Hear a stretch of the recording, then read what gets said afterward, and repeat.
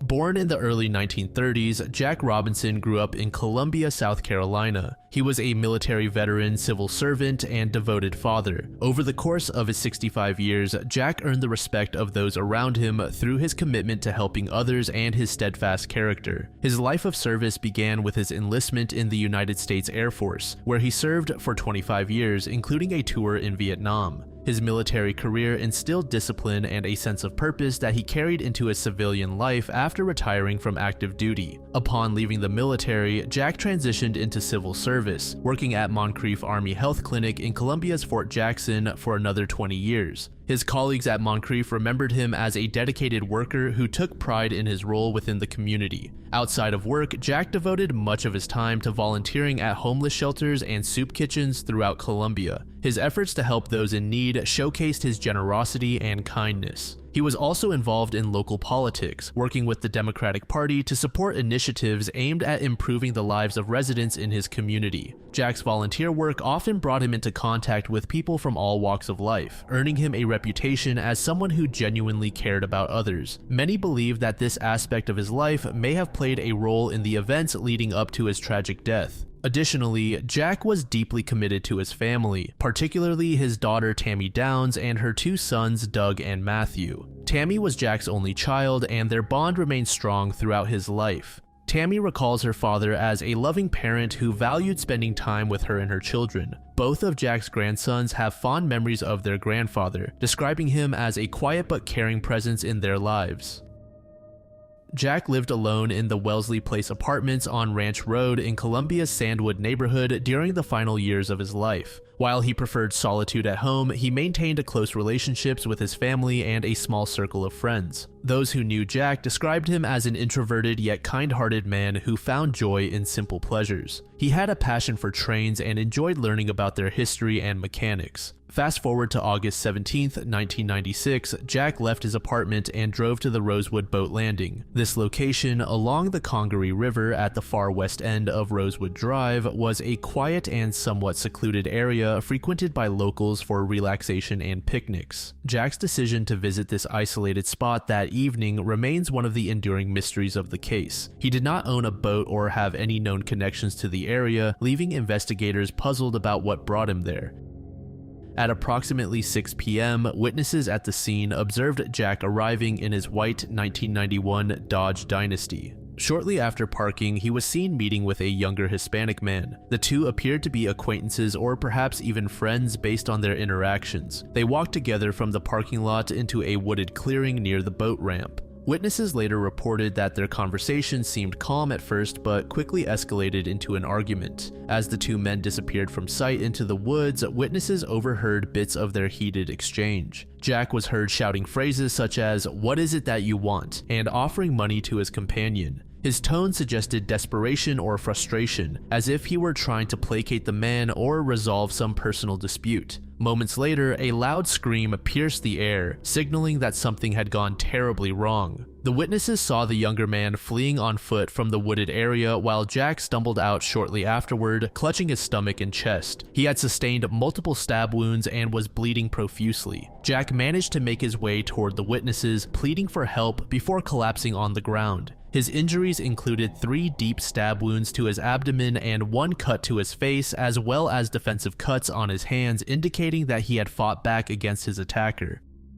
Emergency services were called immediately and paramedics rushed Jack to Palmetto Health Richland Hospital. Despite their efforts to save him, his injuries proved fatal. Within 3 hours of being attacked, he succumbed to a perforated liver caused by one of the stab wounds and significant blood loss. The witnesses described the suspect to police as a Hispanic male with an olive complexion, aged between 25 and 35 years old at the time of the murder. He was approximately 5'5" to 5'10" inches tall, weighed between 150 to 180 pounds, had black hair and a mustache, and was wearing aviator-style sunglasses. Witnesses also reported overhearing fragments of Jack's argument with the suspect before the altercation turned violent. Jack was heard offering money to his assailant and shouting phrases such as, "What is it that you want?" These statements suggested that money might have been a factor in the confrontation, though investigators later questioned whether it was truly the motive for the attack. The crime scene presented challenges for investigators due to its outdoor location and lack of physical evidence directly linking anyone to the murder. A rusty hunting knife was found near the area during a subsequent search, but forensic testing revealed that it was not connected to Jack's stabbing. Environmental degradation had rendered any potential DNA evidence on the knife unusable. Law enforcement initially focused on establishing whether Jack had planned to meet someone at Rosewood Boat Landing or if his encounter with the suspect was purely coincidental. Investigators scoured Jack's phone records and financial statements but found no indications that he had made arrangements for a meeting or transaction at this location. His daughter Tammy confirmed that her father was not known to frequent this area and had no apparent reason for being there. This lack of premeditated plans led investigators to consider two possibilities. Either Jack had been lured there under false pretenses or he had encountered someone he knew casually by chance. Witnesses believed that Jack and the suspect were acquaintances based on their interactions before entering the wooded area. About a year after Jack's murder, investigators explored potential connections between his case and another double homicide involving Kimberly Brown, a former colleague of Jack, and her 3-year-old niece Leah Brazil. Their bodies were discovered near another boat ramp off Highway 601 in South Carolina. Bloodhounds used during Jack's investigation tracked a scent from Rosewood Boat Landing to a business later associated with Max Noten, who confessed to Kimberly's murder. Initially, detectives believed Max might also be responsible for Jack's death due to circumstantial evidence linking him to both locations. However, significant discrepancies emerged, such as the fact that Max was African American while the suspect in Jack's case was described as Hispanic. Furthermore, Kimberly's body was dumped post-mortem while Jack was killed on site and left at the scene.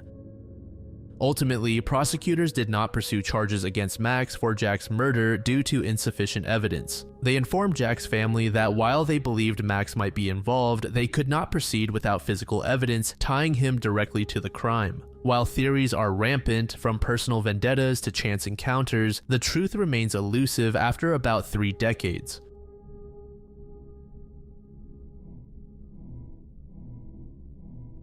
The Florence salon murders, a brutal triple homicide that occurred on November 6, 2001 in the small town of Florence, Montana, remain one of the most perplexing and chilling unsolved cases in the state's history. The victims, Dorothy Harris, Brenda Patch, and Cynthia Paulus, were found murdered inside the Hair Gallery, a small salon located along Highway 93. Despite decades of investigation, the case remains unresolved. On that fateful Tuesday morning, a customer arrived at the Hair Gallery for her scheduled manicure appointment. As she parked her car, she noticed a man walking away from the salon. Witnesses later described this man as thin and unusually dressed, wearing a long dark trench coat or duster jacket and a wide-brimmed black hat resembling either a fedora or a top hat. His strange appearance caught the attention of several people in the area, but no one could have anticipated the horror awaiting inside the salon. The customer entered through the back door, a common practice for patrons of the business, and was immediately confronted with a grisly scene. Lying face down in a pool of blood near the entryway was Dorothy Harris, the salon's owner. Her body was curled into a fetal position, and her throat had been deeply slashed. Horrified but determined to call for help, the customer stepped over her body to reach the nearby telephone and dialed authorities. She then retreated from the building to wait for them to arrive. When law enforcement officers entered the salon to investigate further, they discovered 2 more bodies in a small utility room at the back of the establishment. These victims were identified as Brenda Patch, a manicurist employed at the Hair Gallery, and Cynthia Paulus, a regular customer who had come in for her weekly manicure. Like Harris, both women had suffered fatal injuries to their throats, with deep incisions that left investigators stunned by the sheer violence of the attack. Investigators pieced together a tentative timeline based on witness accounts and evidence at the scene. It is believed that Brenda and Cynthia were alone in the salon when the attacker arrived. The assailant likely forced them into the cramped utility room where they were made to kneel before being killed. The room itself bore signs of struggle. Police later described it as a battle scene, with blood spattered across its walls. Minutes after Brenda and Cynthia were murdered, Dorothy returned to the salon. She had visited a nearby bank earlier that morning to make her routine deposit and likely entered through the back door upon her return. Tragically, she encountered the killer almost immediately upon entering and was murdered in the doorway. Her injuries mirrored those of Brenda and Cynthia, but investigators noted additional undisclosed injuries on all three victims.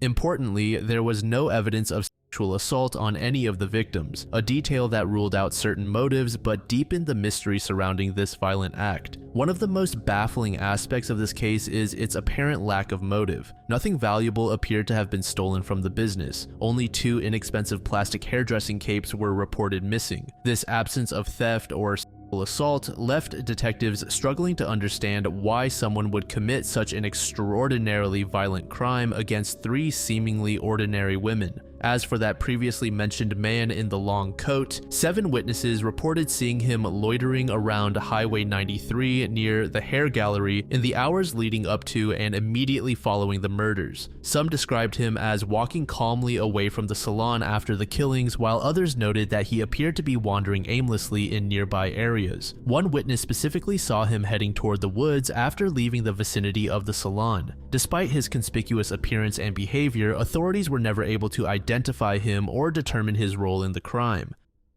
The sequence of events leading up to the murders is tightly constrained by time. Dorothy had been seen at a nearby bank at approximately 10:30 a.m. It typically took her around 20 minutes to drive back to the hair gallery, placing her arrival at roughly 10:50 a.m. Investigators theorized that Brenda and Cynthia were already inside when Dorothy returned to the salon. Brenda had opened the hair gallery earlier that morning and was giving Cynthia her manicure appointment when the killer entered. The chain of events means that all 3 women were killed within a window of approximately 20 to 30 minutes, as the bodies were discovered around 11 a.m. Investigators recovered several pieces of evidence from the business that could potentially identify the perpetrator. Among these were an unidentified palm print found inside the salon and a pair of dark sunglasses that did not belong to any of the victims. These items were carefully analyzed but ultimately failed to provide conclusive leads. As weeks turned into months without significant progress, investigators began exploring theories involving drug-related motives.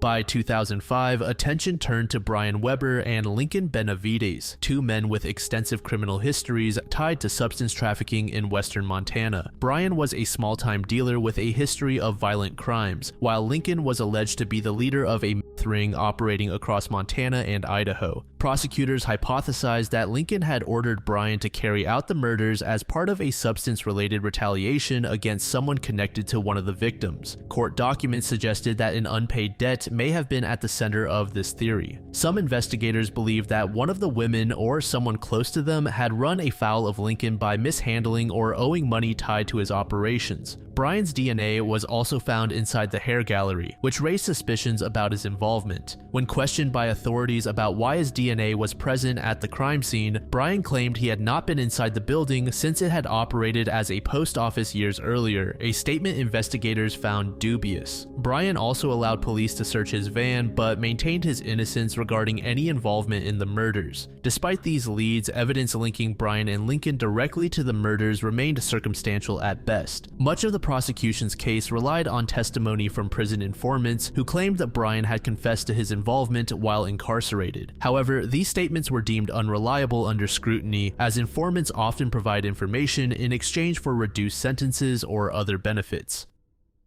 In 2008, both men were charged with multiple counts related to murder while engaged in substance trafficking. Prosecutors argued that Lincoln orchestrated the killings and that Brian acted as his enforcer. If convicted, both men faced potential sentences of death or life imprisonment. However, federal prosecutors ultimately dropped all charges against Brian and Lincoln due to insufficient evidence to prove guilt beyond a reasonable doubt. Lincoln later accepted a plea deal on unrelated federal charges and is currently serving a 25-year sentence set to end in 2030. Similarly, Brian remains incarcerated for separate methamphetamine convictions and is scheduled for release in 2029. While some investigators supported the theory that illegal substances played a role in motivating the murders, others believe that one of the 3 women may have been specifically targeted for unrelated reasons. This line of thinking stemmed from behavioral profiling and analysis of how events unfolded at the salon. Cynthia's presence at the salon on November 6th was unusual. She typically scheduled her appointments for Friday mornings, but had rescheduled for that Tuesday morning due to an event she planned to attend later that evening. Some investigators speculated that her unexpected appearance might have disrupted plans, targeting another individual, or made her an unintended victim. Others theorized that Dorothy's role as a business owner might have made her more visible within the small community and therefore more likely to attract unwanted attention. However, her routine bank visit earlier that morning suggested she was not present when Brenda and Cynthia were initially attacked in the utility room at the back of the salon. This timeline made it less likely that Dorothy was the intended target unless her arrival coincided with an opportunistic moment for the killer. Brenda's connection to local residents through her work as a manicurist also raised questions about whether she might have been targeted due to personal disputes or associations unknown to investigators. However, no concrete evidence emerged linking Brenda or any other victim to conflicts significant enough to warrant such extreme violence. Despite decades of investigation, this case remains unsolved more than 20 years later.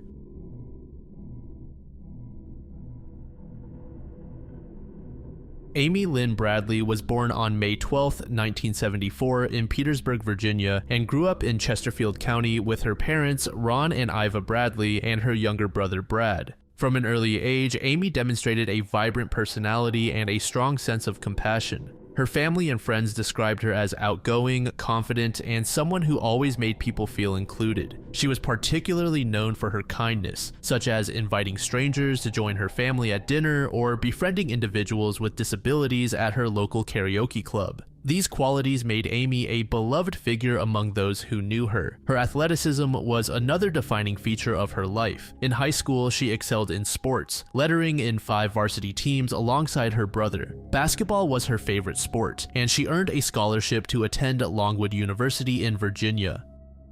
At Longwood, Amy continued to shine both academically and athletically. She played on the basketball team, joined the swim team as an assistant captain, and worked toward a degree in physical education. Her strong swimming abilities also led her to work as a lifeguard, a skill that would later be highlighted in discussions about her disappearance. In 1996, she graduated from Longwood University with plans for a bright future. Her parents gifted her an English bulldog named Bailey as a graduation present, which she adored. Amy moved into an apartment in Chesterfield shortly after graduation and began working at Ruth's Chris Steakhouse while preparing for the next chapter of her life. She had big dreams, pursuing a master's degree in sports psychology. She was also excited about starting a full-time marketing assistant position at her aunt's computer consulting firm. By 1998, Amy was thriving personally and professionally. She had concert tickets lined up for when she returned from vacation, had adopted another bulldog named Daisy to accompany Bailey, and had even bought gifts for friends during the trip. Her brother Brad recalled that this period was one of the happiest times of Amy's life. She was excited about the future and eagerly preparing for new opportunities.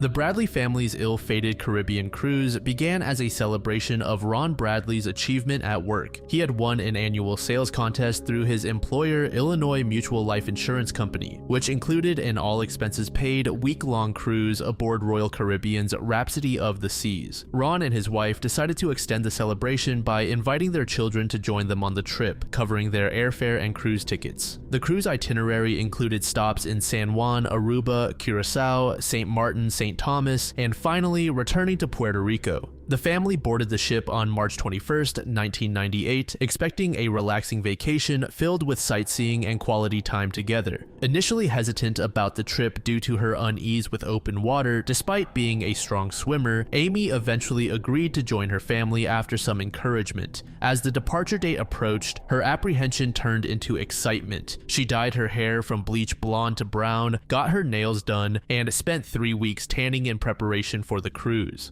On March 21st, Amy and Brad flew from Richmond International Airport to San Juan via Miami while their parents took an earlier flight. Upon arriving in San Juan, the siblings met up with their parents before boarding Rhapsody of the Seas. Amy wrote postcards to friends back home expressing excitement about the trip and purchased rolls of film for a photo contest she planned to enter upon returning home. The ship itself was capable of holding well over 2,000 passengers and 765 crew members across 11 decks. Weighing 75,000 tons and stretching nearly 1,000 feet long with over 100 feet in width, it offered amenities such as pools, nightclubs, restaurants, casinos, and more. The first few days of the cruise were filled with relaxation and fun for the Bradleys. They explored Aruba on March 23rd by renting a jeep to tour the island before returning to the ship for dinner dressed in formal attire. That evening marked one of the last times they were all together as a family before tragedy struck. After dinner on March 23rd, Amy and Brad decided to visit the ship's casino before heading to its nightclub, the Viking Lounge, for Mardi Gras-themed festivities hosted by Blue Orchid, the ship's band. A videographer named Chris Fenwick captured footage of Amy dancing with Alistair Yellow Douglas, the band's bass player, during this event. Amy interacted extensively with Yellow throughout the night, but reportedly found him unpleasant. She told Brad he was, quote, a real jerk. Witnesses later claimed Yellow had been flirting persistently with Amy during their interactions. Brad eventually returned to their cabin around 3:35 a.m., followed by Amy 5 minutes later, according to electronic door lock records. The siblings smoked cigarettes together on their balcony while chatting about plans for Curacao before Brad went to bed around 3:50 a.m., leaving Amy outside for fresh air due to mild motion sickness. At approximately 5:30 a.m., Ron woke up briefly and saw Amy asleep on the balcony lounge chair before returning to bed himself. When he woke again around 6, he found that she was gone. The balcony door was partially open but empty except for her shirt left behind on a chair inside the room. Her cigarettes and lighter were missing. However, all of her shoes remained in the cabin, a detail indicating she had left barefoot. Alarmed but hopeful that his daughter might be taking pictures or enjoying fresh air elsewhere on deck given the docking procedures underway at that time, Ron began searching for Amy across common areas on board but found no trace of her. He woke his family at around 6:30 to assist in the search. Afterward, they alerted the crew and requested an announcement over the ship's intercom system to prevent passengers from disembarking at their next stop. Unfortunately, staff delayed making an announcement until 7:50 a.m., by which time many passengers had already left the ship. The announcement itself was brief and vague. It said something to the extent of, "Will Amy Bradley please come to the purser's desk?" This delay significantly reduced the chances of locating Amy quickly and raised questions about whether proper protocols were followed. Between 12:15 p.m. and 1 p.m., cruise staff conducted a search of all the decks, including all rooms aboard Rhapsody of the Seas. Despite combing through every area accessible to passengers and crew, they found no trace of Amy. The Bradleys were devastated by what they perceived as a lack of urgency and cooperation from Royal Caribbean staff during these critical early hours. Following Amy's disappearance, authorities launched extensive search operations both at sea and on land in Curacao.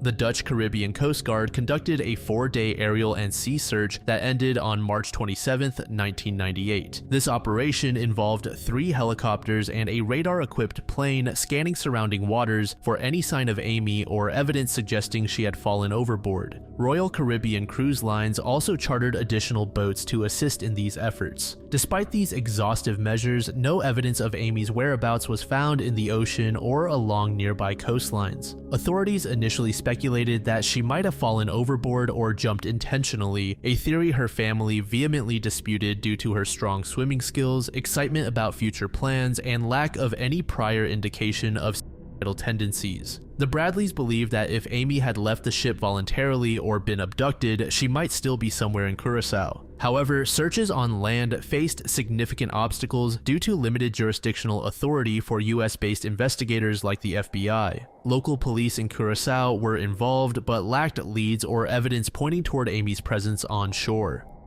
Witness reports from Curacao later emerged suggesting possible sightings of Amy shortly after her disappearance. A taxi driver claimed he saw a woman matching her description frantically searching for a phone near the port on March 24th. The same day, passengers disembarked from Rhapsody of the Seas. However, this account could not be verified, and subsequent searches yielded no further clues. Frustrated by what they perceived as insufficient action from Royal Caribbean and local authorities, the Bradley family took matters into their own hands. They distributed flyers with Amy's photograph across Curacao and neighboring islands, while offering substantial rewards for information leading to her recovery. Their efforts garnered widespread attention but failed to produce actionable leads. The family also criticized Royal Caribbean for prioritizing its reputation over finding their daughter. They believed that delays in announcing Amy's disappearance and allowing passengers to disembark without thorough checks were motivated by concerns about negative publicity rather than genuine concern for her safety. One of the most widely accepted theories is that Amy was abducted and sold into human trafficking. This theory is supported by multiple witness accounts and circumstantial evidence that emerged in the years following her disappearance. Shortly after Amy vanished, her family received reports of possible sightings in Curacao. In August 1998, 5 months after she disappeared, 2 Canadian tourists claimed to have seen a woman resembling Amy on a beach in the same area. The woman reportedly had tattoos identical to Amy's, specifically a Tasmanian devil spinning a basketball on her shoulder and a lizard on her navel. The tourists did not realize she was a missing person until they saw her case on television later. In January 1999, a U.S. Navy petty officer reported seeing a woman in a brothel in Curacao who identified herself as Amy Lynn Bradley. According to the officer, the woman begged for help and explained that she was being held against her will. However, he did not report the incident at the time due to fears about his career being jeopardized for visiting a brothel. He only contacted Amy's family after retiring from the Navy and seeing her photo in a magazine. Years later, in 2005, Amy's parents received an email containing photographs of a sex worker known as Jazz who bore a striking resemblance to Amy. Experts noted that the woman appeared distressed and withdrawn. The photos were discovered by an organization that monitors adult websites for victims of trafficking. Although the images provided hope that Amy might still be alive, investigators were unable to trace their origin or confirm whether they depicted her. Another sighting occurred in Barbados when Judy Maurer claimed she saw Amy in a department store restroom in 2005. Maurer reported that Amy was accompanied by 3 men who threatened her before leaving the restroom. After they left, Maurer approached the woman who identified herself as Amy from Virginia. However, before Maurer could help further, the men returned and forcibly removed Amy from the store. These accounts paint a chilling picture of what might have happened to Amy after she disappeared. Her family believes she was targeted because of her appearance and outgoing personality, qualities that might make her a quote trophy in human trafficking circles. Despite these credible sightings, no concrete evidence has ever been found to confirm this theory. Another theory suggests that Amy may have been harmed by someone aboard Rhapsody of the Seas. Suspicious behavior by crew members and passengers has fueled speculation about foul play. Alistair "Yellow" Douglas, the bass player from the ship's band who danced with Amy at the nightclub on March 23rd, has been scrutinized for his actions before and after her disappearance. Witnesses claim they saw Douglas with Amy on the upper deck between 5:30 and 5:45 a.m., handing her a drink before they entered an elevator together. Douglas was later seen alone on deck after Amy went missing, raising questions about his involvement. Adding to suspicions is Douglas's alleged comment to Brad Bradley, the victim's brother, later that day. According to Brad, Douglas expressed regret about what had happened to his sister before news of her disappearance had been made public aboard the ship. This peculiar statement has led many to believe Douglas knew more than he admitted. Another crew member, a waiter, had reportedly shown unusual interest in Amy during the trip. He persistently invited her to go ashore with him at Curacao despite her refusals. This behavior raised concerns about whether he might have played a role in her disappearance. Further complicating matters are missing photographs from the ship's gallery. Professional photographers aboard cruise ships often display pictures taken during events for passengers to purchase. However, none of Amy's photos could be found after she disappeared. Her family suspects someone intentionally removed them to erase evidence of her presence or interactions with others on board. Some theorists speculate that if foul play occurred on board, Amy may have been murdered and thrown overboard to conceal the crime. However, no physical evidence such as blood or DNA has ever been recovered from Rhapsody of the Seas to support this theory. Initially, authorities proposed that Amy may have fallen overboard accidentally or died by suicide, a theory dismissed by both investigators and her family due to lack of supporting evidence. Amy was known for her strong swimming skills and had no history of mental health issues or suicidal tendencies. She was excited about returning home to start a new job, move into her apartment, and care for her bulldog Daisy, all signs pointing toward future plans rather than despair. The possibility of an accidental fall has also been questioned due to logistical inconsistencies. If Amy fell overboard from her cabin balcony or another part of the ship, it is unlikely she would have gone unnoticed given how quickly Ron Bradley began searching for her after discovering she was missing at 6 a.m. Furthermore, extensive searches conducted by the Netherlands Antilles Coast Guard yielded no trace of her body in surrounding waters. Some theorists suggest that alcohol consumption during the party may have impaired Amy's judgment or coordination, leading to an accidental fall while leaning over railings or navigating decks late at night. However, this theory remains speculative without evidence confirming such an event occurred.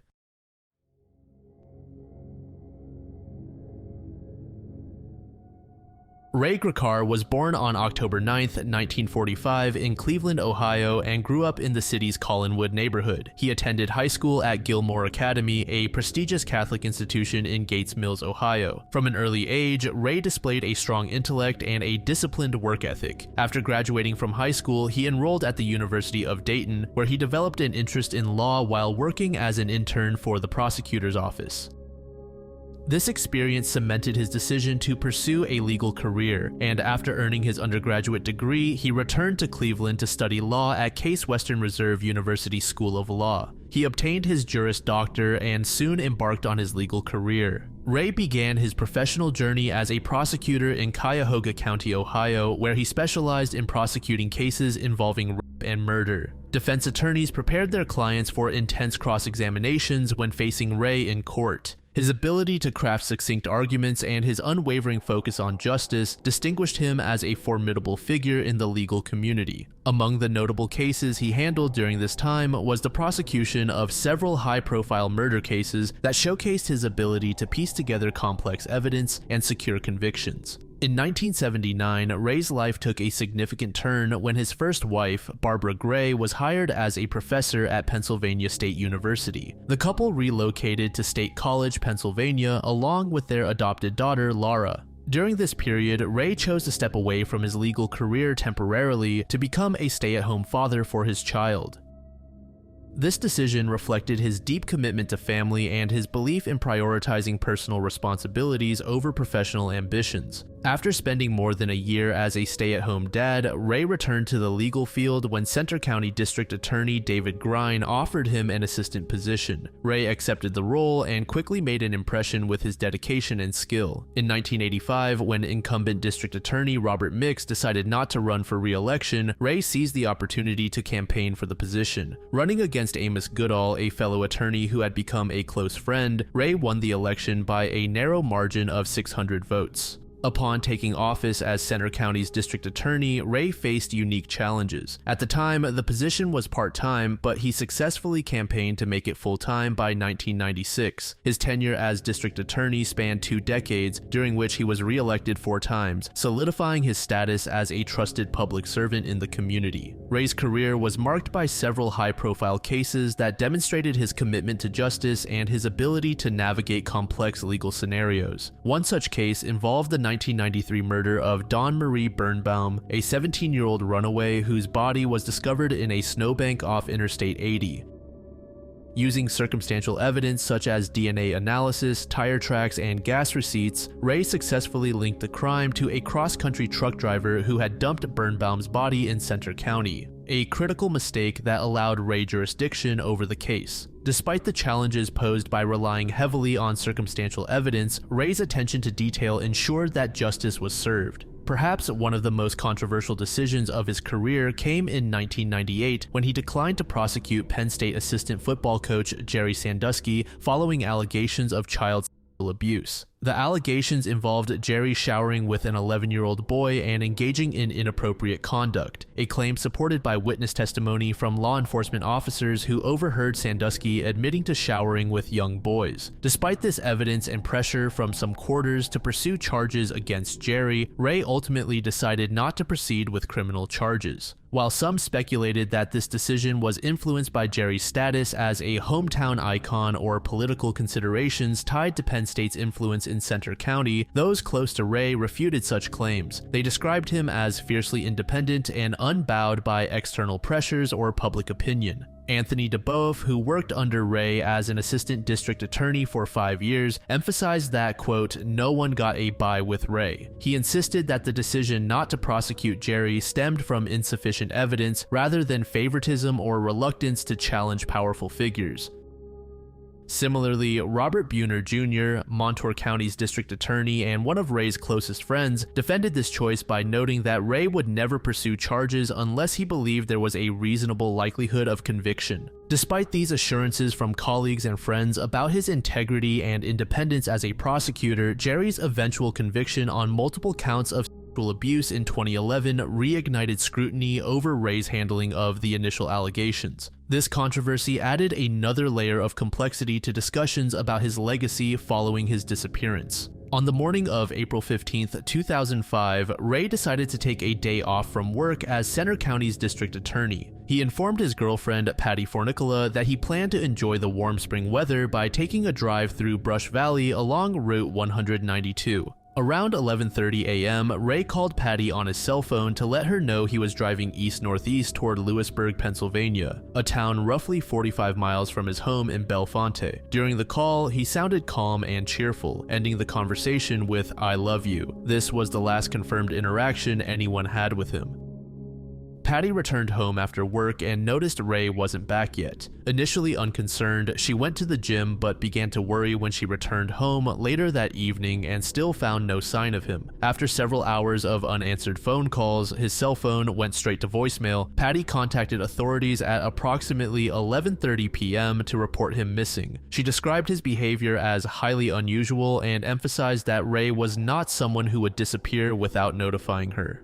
The following day, investigators located Ray's distinctive red Mini Cooper parked in a dirt lot near the Street of Shops Antique Mall in Lewisburg. The vehicle was locked and inside were puzzling clues. Ray's cell phone was found turned off and locked in the car, along with a water bottle bearing his DNA. However, his wallet, car keys, laptop computer, and sunglasses were missing. Forensic technicians noted cigarette ashes on the passenger side floor mat and detected a strong smell of tobacco inside the car, details that raised suspicions because Ray was a staunch non-smoker who disliked cigarette smoke. Investigators also found cigarette butts on the ground near the car, but were unable to extract any useful DNA evidence from them. Witness accounts added further intrigue to the case. Several individuals reported seeing Ray at the antique mall earlier that day, including one witness who claimed he appeared to be waiting for someone. The proprietor of the mall recalled seeing a man matching Ray's description browsing through antiques, a pastime he enjoyed, but this sighting could not be definitively confirmed.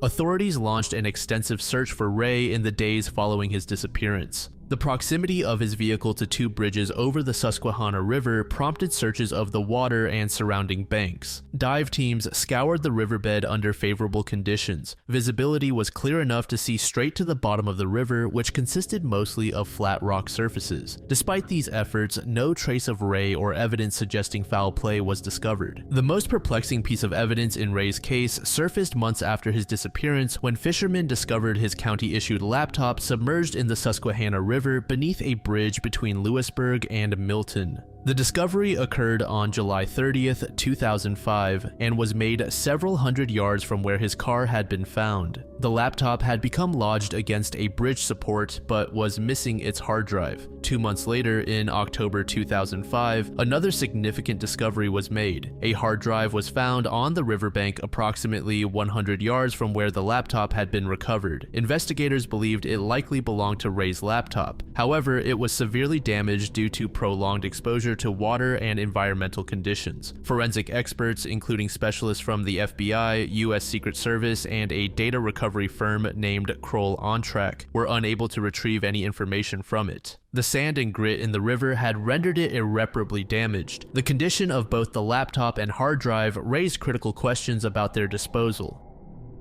Investigators hypothesized that someone had intentionally removed the hard drive before discarding both items into the river. This theory suggested premeditation, but offered no clues as to who might have done it or why. Adding another layer of mystery were internet searches conducted on Ray's home computer prior to his disappearance. In April 2009, 4 years after he went missing, police revealed that someone had searched phrases like "how to wreck a hard drive," "how to fry a hard drive," and "water damage to a notebook computer" on his home computer before April 15, 2005. These searches strongly indicated that someone had been researching methods for destroying digital evidence. It remains unclear whether Ray himself conducted these searches or if someone else accessed his computer with malicious intent. If Ray performed these searches, it could suggest he intended to erase sensitive information from his laptop before disappearing voluntarily or under duress. Conversely, if another individual conducted these searches, it could point toward foul play involving someone who wanted to ensure that no incriminating data could be recovered from Ray's laptop. In addition to his laptop and its hard drive, several other personal items were unaccounted for following the disappearance. Ray's wallet and car keys were never located despite extensive searches of the area surrounding Lewisburg and along the Susquehanna River. Notably absent from his home were his sunglasses, an item he typically carried with him, which led investigators to believe he took them when he left Bellefonte on April 15th.